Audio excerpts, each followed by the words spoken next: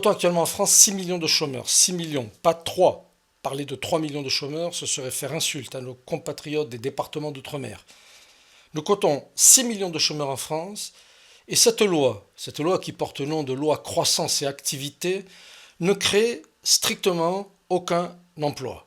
Pire, elle détruit des emplois et je vais vous expliquer pourquoi. Cette loi, c'est en fait une longue liste de propositions qui ont un seul objectif, racoler des électeurs pour les prochaines élections de 2017. La réforme des professions réglementées. Juste pour information, pour ceux qui nous écoutent, pour avoir un diplôme de notaire c'est un bac plus 7 ans. Donc les emplois créés, zéro. Il n'y a strictement aucun emploi qui va être créé par cette réforme des professions réglementées avant 7 ans. C'est effarant. Le racolage électoral de cette mesure, c'est très simple. Il y a 4 millions d'actes authentiques signés par an. 4 millions donc de nos Français, de nos concitoyens, qui vont être contents parce que cette loi prévoit une grille des tarifs. Il y aura certes 5000 notaires qui seront mécontents, qui descendront probablement dans la rue, qui sont déjà descendus dans la rue. Faites le calcul, total 3 995 000 électeurs potentiels heureux. La réforme du passage du permis de conduire, extraordinaire. Le délai d'attente entre deux examens passe de 98 à 45 jours, fantastique. Petit détail, les emplois créés par cette mesure, zéro. Zéro parce que les préfectures vont être autorisées à avoir recours aux agents publics pour faire passer précisément ces examens. Racolage électoral, 1 million de nouveaux jeunes, c'est 1 million, c'est à peu près le nombre de candidats au permis de conduire tous les ans, 1 million de nouveaux jeunes qui vont être heureux parce qu'ils vont pouvoir passer leur permis de conduire dans des conditions, on va dire, plus faciles chaque année. Élargissement du travail le dimanche, passage de 5 à 12 dimanches, fantastique. Nombre d'emplois créés, là encore, zéro. Zéro nouveaux emplois créés. Pourquoi zéro ? Parce que la loi Macron prévoit de payer double les salariés qui travailleront le dimanche. Racolage électoral, là, plusieurs millions de Français, tous ceux qui font leurs courses le dimanche, qui vont être absolument heureux de pouvoir faire leurs courses le dimanche. La libéralisation des lignes d'autocars. Et là encore, petit détail, il y avait avant un constructeur d'autocars français, il s'appelle Carrier, il a été liquidé en 2014. Aujourd'hui, les deux principaux fabricants d'autocars s'appellent Iveco et Mercedes. Libéraliser les lignes d'autocars, certes, ça va amener des autocars sur notre marché, ça va permettre de créer des emplois en Italie, chez Iveco, et en Allemagne, chez Mercedes. En France. Faisons un calcul sommaire. Imaginons qu'il y ait 50 lignes transversales qui soient créées. Allez, 50 chauffeurs, plus les retours, 50 et 50, 100. Cette clause de cette loi va créer 100 emplois. J'ai pas dit 100 000, 100. Je vous rappelle qu'il y a 6 millions de chômeurs en France.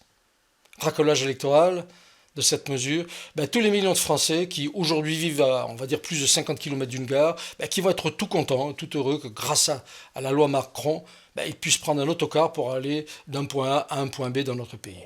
Autorisation de privatisation. Cette clause prévoit une privatisation des aéroports de Lyon et de Nice. Alors, juste encore, petit calcul, simple. L'aéroport de Lyon, effectif 500 personnes. Aéroport de Nice, effectif 500 personnes. Aucune privatisation n'a jamais augmenté les effectifs. Aucune, c'est aucune. Ça n'existe pas. 1000 personnes travaillent aujourd'hui dans les aéroports de Lyon et de Nice. Si l'on compte 10% d'effectifs en moins, 10 personnes qui vont être tout simplement licenciées par cette privatisation, par ces privatisations, moins 100. 100 emplois créés grâce à la libéralisation des lignes d'autocars, 100 emplois supprimés par ces autorisations de privatisation des aéroports de Lyon et Nice, plus 100, moins 100, zéro. Pire. Cette loi Macron fait 3 cadeaux extraordinaires, vous savez à qui ? Au MEDEF. Oui, un gouvernement de gauche fait des cadeaux au MEDEF. Le premier cadeau, l'allègement de la fiscalité sur la distribution d'actions gratuites. Vous avez bien entendu, allègement de fiscalité sur la distribution d'actions gratuites. Emploi créé par cette mesure, zéro.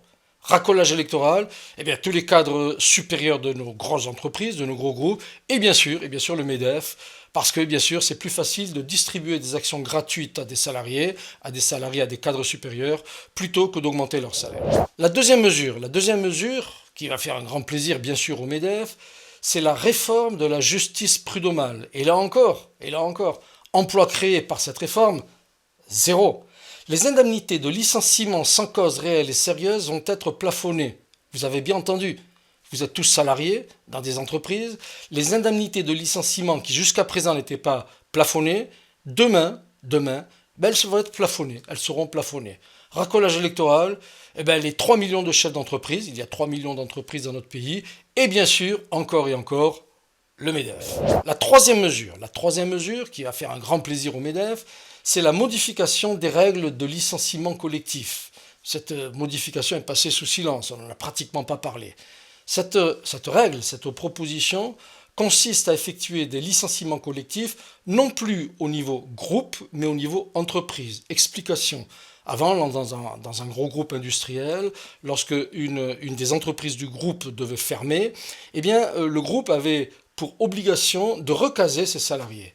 Aujourd'hui, c'est terminé. Lorsqu'une entreprise ferme, pour une raison économique, tout simplement, elle vire, elle se sépare de ses salariés et elle n'a plus d'obligation de recaser ces mêmes salariés dans une entreprise du groupe.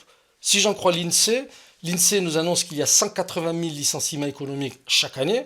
Si l'on considère que, allez, au hasard, 10% de ces licenciés ne seront plus jamais recasés, 10% de 180 000, 18 000 chômeurs en plus dans notre pays. Vous faites le total. Plus 100, moins 100, plus 18 000. Cette loi Macron va certainement détruire 18 000 emplois au cours des prochains mois.